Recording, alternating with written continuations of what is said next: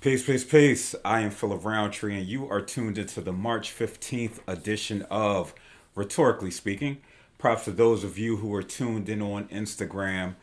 Make sure you head on over to YouTube at PhilMSW. Props to everyone who is watching on Facebook Live. And last but certainly not least, salute to you who are watching on YouTube. Make sure you hit that subscribe button.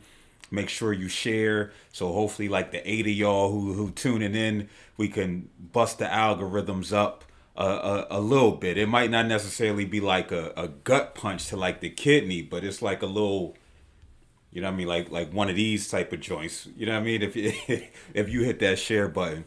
Speaking of boxing, man, rest in peace to marvelous Marvin Hagler, who died over the weekend at the tender age, and I say tender age of 66. Listen, he had some amazing fights with Tommy Hearns and with Sugar Ray Leonard. Many people know him from that Martin episode when he. Oh wait, no. That was Tommy Hearns who beat up Martin. Yeah. That was Tommy Hearns who beat up Martin. So, but listen, what I took away from the death of marvelous Marvin Hagler was the fact that he died at 66 years of age and nobody said anything but rest in peace.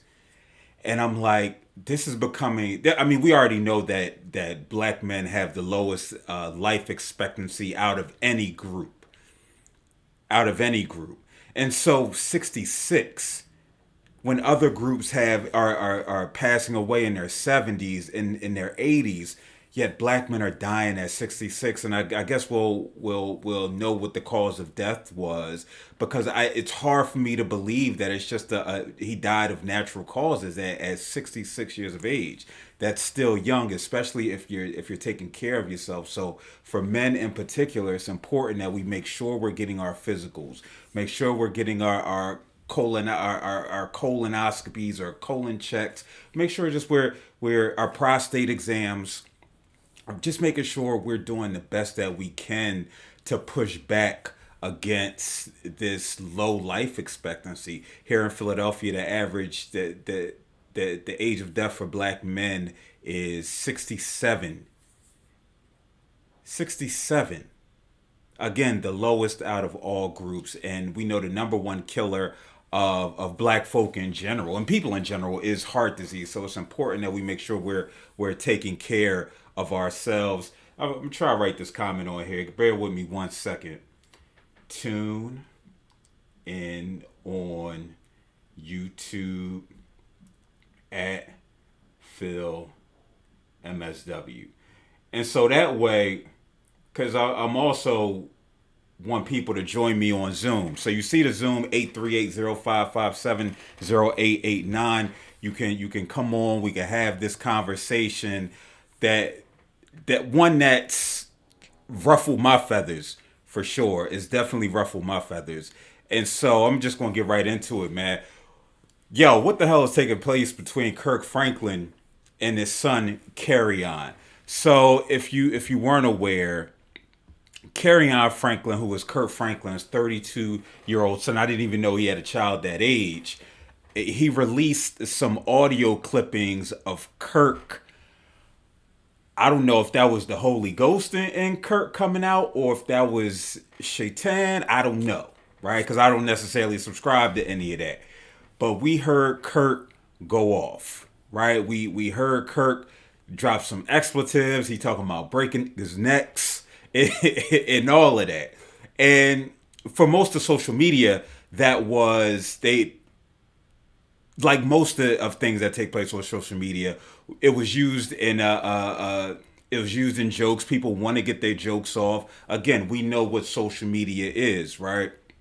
Um, I wanted to comment on a situation, but I wanted to sit with it. Right, I saw it on Saturday when everybody else saw it, and it's important for me now to really sit with things because once you reflect on it, you may have different thoughts on it. Your decision making may be different. So I had every intention of posting a video of Kirk Franklin expressing himself verbally towards his son. That his son recorded it. But then I asked myself that Sonia Sanchez question of how does that free us? How does that help our situation as black folk? How does me playing that video help Kirk Franklin and his son Kerrion repair their relationship? It doesn't, right? It doesn't. The only thing that happens is we get to make jokes about someone else's misery, someone else's is trauma, someone else's drama. And that's kind of yucky to me, right? That's kind of nasty. And so my thinking is we can have this conversation on black parenting, on fatherhood, of healthy coping without the salacious content of posting that. So, and everybody has their feelings about it, right? Everybody, I'm the same person who says post police videos. Why? Because that gets the conversation taking place. That's going to inspire people. That's going to let us know, even though we already know, but it's something that about that visceral reaction that comes from viewing this type of content that really triggers something in us, to truly, whether it's get out there and advocate, whether it's to hit up the legislator. But we know the more people that know about situations, the better, because it can't get swept under the rug. And this isn't one of those situations. And so, just a brief overview, right? Kerrion posted the audio where it said, "I will," of his father saying, "I will break your fucking neck." He was calling them MFers and bitch asses and all of these things. Now, apparently, that may have been taking place within a therapy session, which is interesting on many levels, right?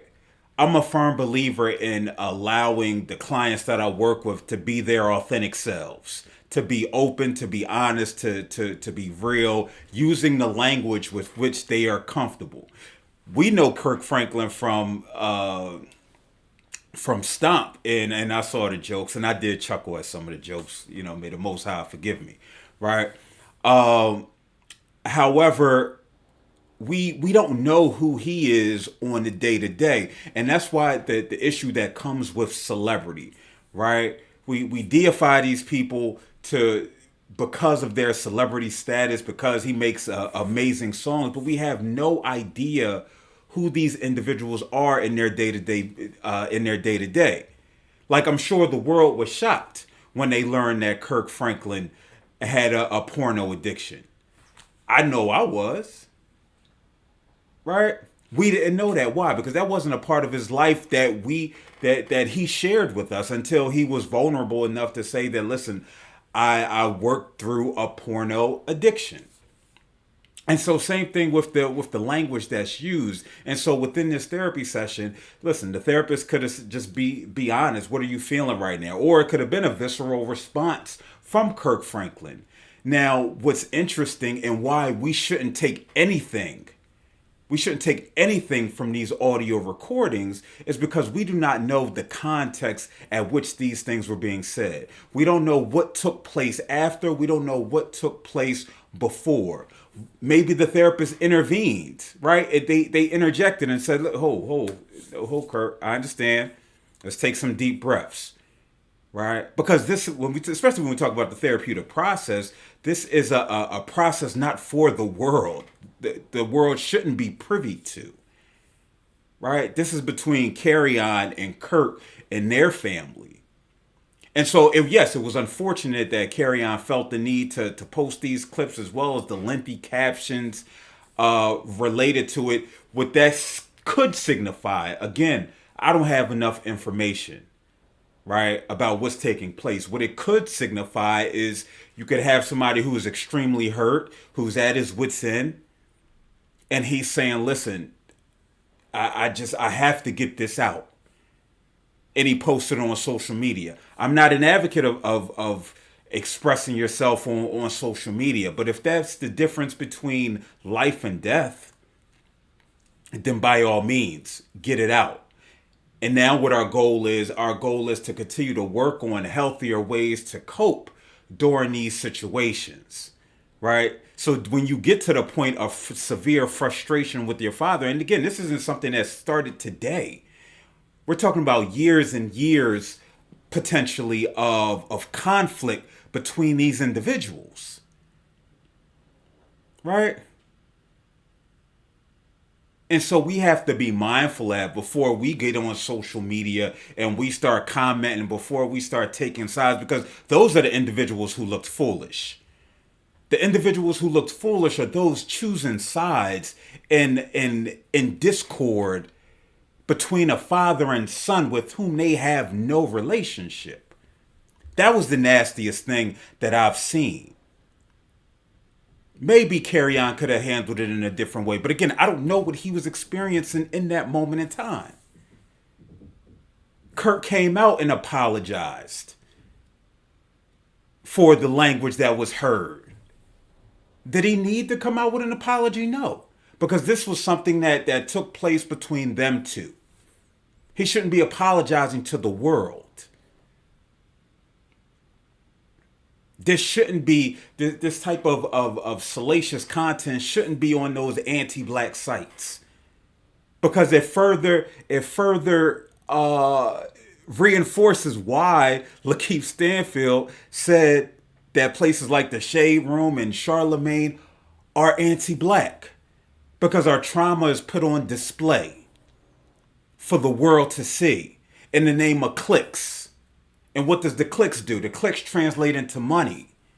So you profiting off of black pain.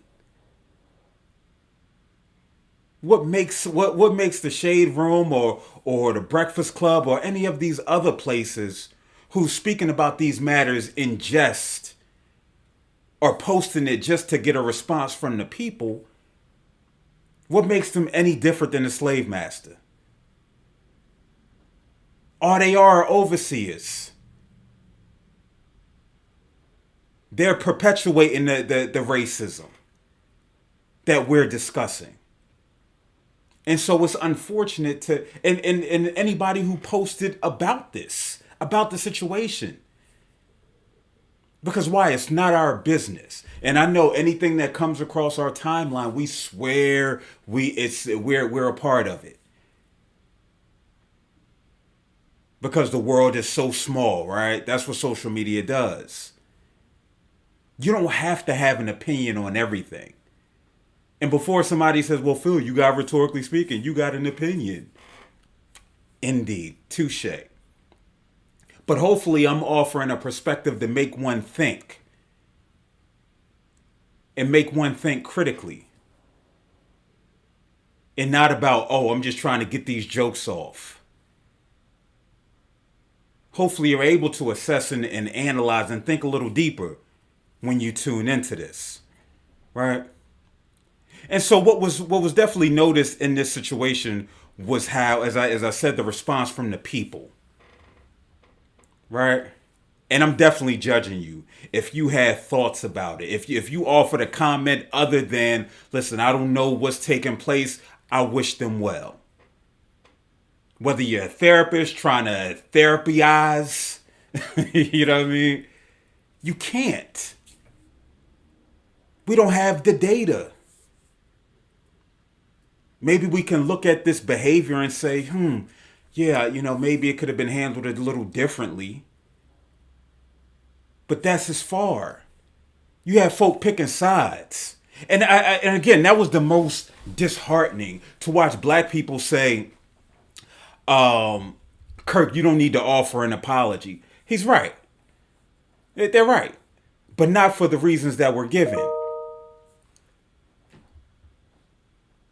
You don't have to offer an apology because black parents understand. I'm a black parent. I don't understand that. Right? Because it's this idea, and it's such and I hate the word toxic. It's such a toxic statement. Because what many people said that black parents understand is that they recognize that they're saying that in parenting a child, you do what you got to do by any means necessary. Especially if the child is being quote unquote disrespectful. Black parents love throwing out, and I don't know what white folk do. I don't concern myself with that. Black folk love throwing out that term disrespect. Trust me, I'm guilty of it too. And at times I need to be checked. Because everything isn't disrespectful.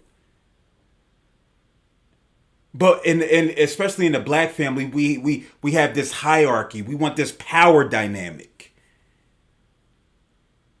Even at 32 years of age, with Kerrion being a grown ass man, a whole ass adult, it's still supposed to be this power structure, this hierarchy that exists. Kirk, Kerrion, not recognizing that Kerrion is his own individual. He's always been his own individual, in the shadow of his father, more than likely. So often kids are looked at as vanity projects. Again, I'm guilty of it too. I want my daughter to play sports because I didn't play sports like that. I mean, listen, I averaged 27 in them Euros. That's facts. But I'm like, listen, I want her to play sports younger. And she's like, no, I'm not really feeling that.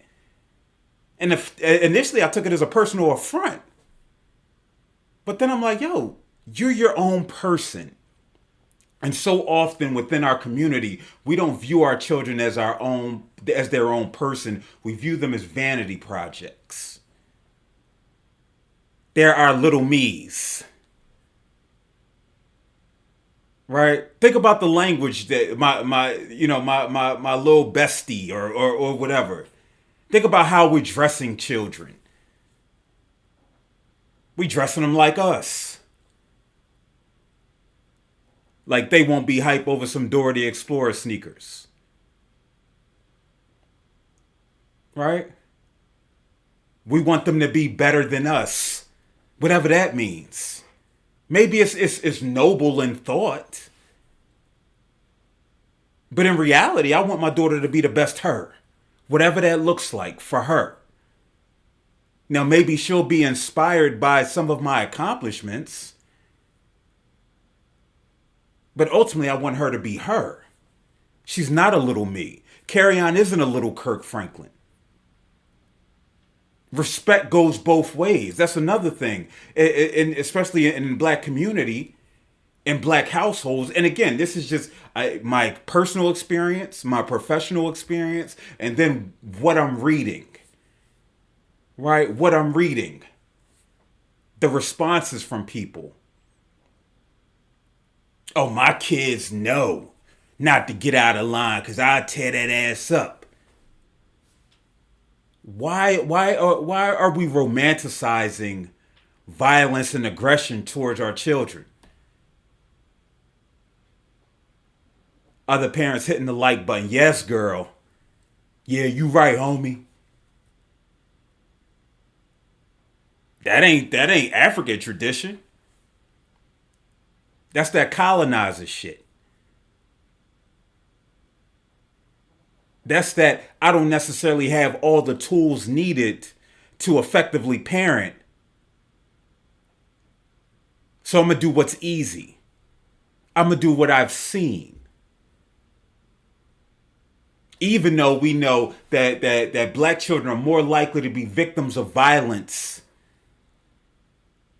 by a caregiver as opposed to the police. Right? Yeah, we want old boy in Minnesota to get everything that's coming to him.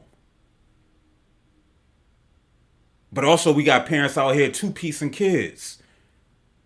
Using corporal punishment for obedience purposes.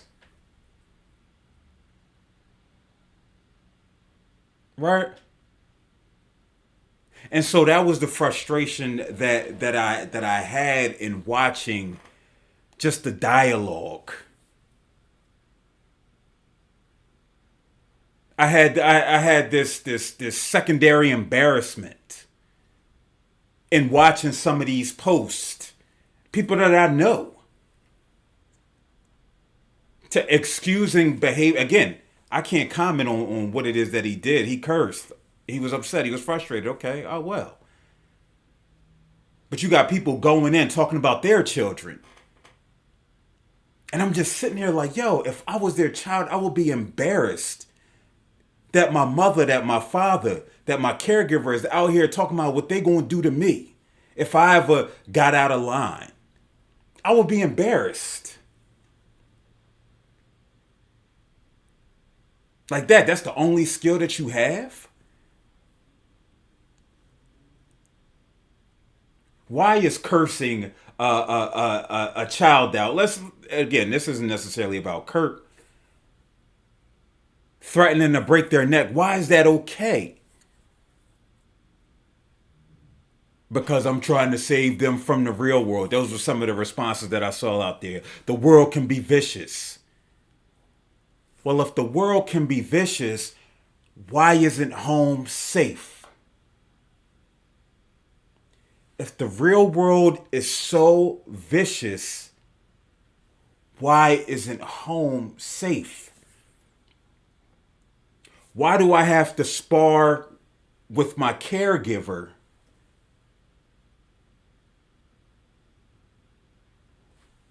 in order to be safe and be aware of what's taking place in the outside world? If it don't make dollars, it don't make sense.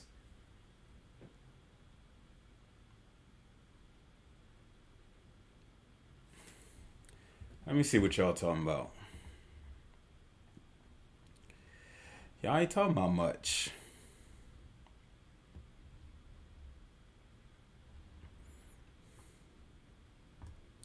And so that was, you know what I mean? That's just it was frustrating just to observe that.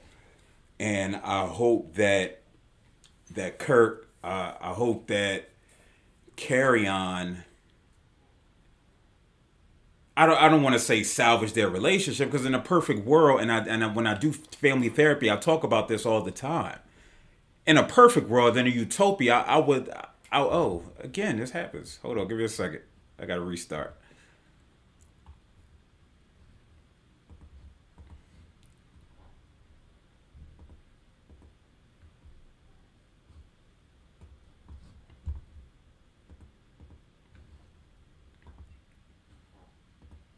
Bam, we back like we never left. Right. I got the Zoom joint open, hoping somebody would come through it and holler at a brother, right? I didn't know 40 minutes of idle time, Zoom get you up out the paint. You know what I'm saying? They definitely get you up out the paint. So yeah, I when I have family therapy, I often let families know that, yeah, in a perfect world, I would love for you to have an amazing relationship, right? I would love for you to have an amazing relationship, loving, fruitful, productive. But you know what? That might not necessarily be the case. You might have to establish some boundaries. Kerrion and Kirk, they may never be super close,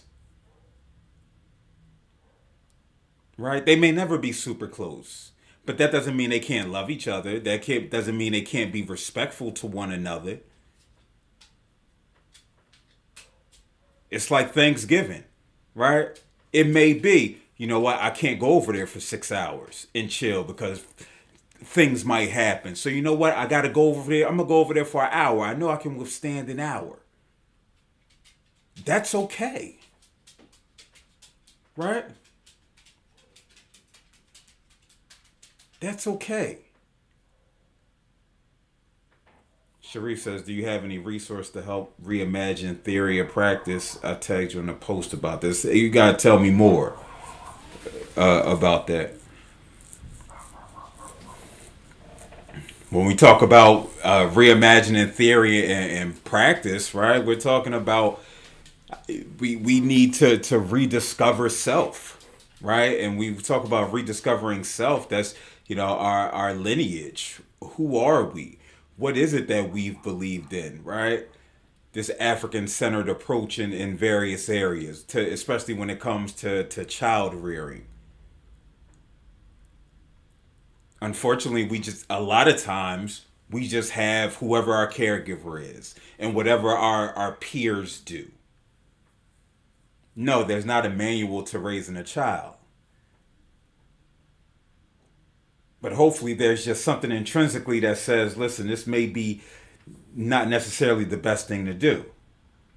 But even then, me saying that is a sense of privilege because I do have the wherewithal to think critically about this. And even with that, I still don't get it right. My daughter gonna come at my neck in a few years. She like, yo, remember that time you said this? And I'm gonna be like,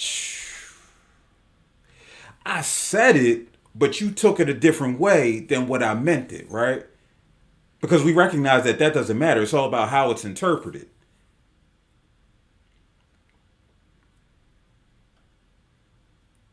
I think in everything we do, we do a lot of harm reduction. It says, such as how to deal with discipline, how to raise children, talking to each other. I mean, when we talk about that, I think first and foremost, we need to recognize that we don't have the answers, right? These books are different frameworks of approaches. But ultimately, what it comes down to is this idea. I think if we could have conversations about what's healthy, right? About what's healthy parenting look like in situations like this. So I'm anti corporal punishment. I'm anti physical discipline for a myriad of reasons, right? Nobody's trying to hear about studies that come out that say 80 to 90% of incarcerated people's admit to having been spanked when they were children. Nobody cares about that, right? Nobody cares about that, and it's not going to be until we can be able to convey this type of information in a way that's received by parents, by caregivers, will we then make any headway. We can't be afraid to have our parenting critiqued, but we have to recognize that it comes out of love, right?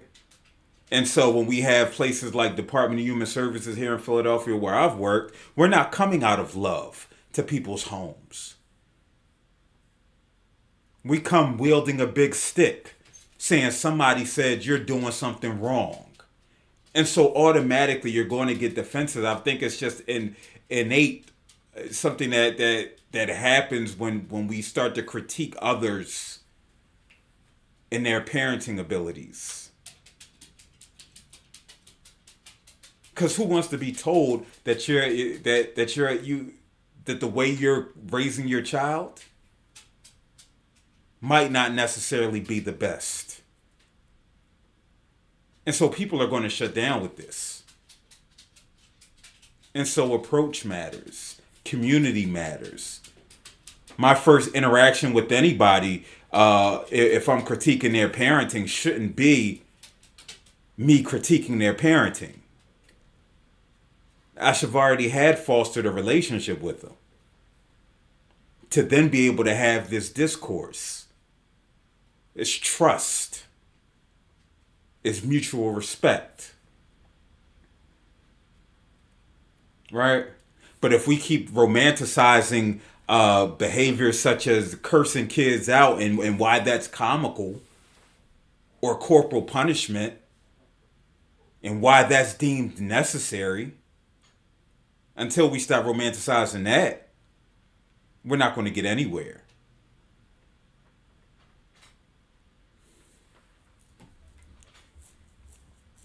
What else y'all rapping about? I don't know, man. It's a slow night. I was going to talk about the Vatican being in their fuck gay union bag. But I don't feel like that because I don't really care what they do, man. Now, hopefully my gay brothers, sisters, persons, and just anybody who's not your in your traditional heteronormative relationship, man. Hopefully you show the deuces to them folk. I feel like Suge Knight, man, when he said, if you don't want your if you don't want your CEO dancing all in the video, what he said at the Source Awards, that's how I feel right now. Like, yo, if you don't want your religion, verbally chastising you, come on over to this agnostic lifestyle, man. It'll free yourself. Free yourself. You can even go to the atheist. You can go over there, right? But free yourself, man, because this isn't healthy. All right, so I mean that's all I got, man. I'm about to get up out the paint. Until tomorrow, peace.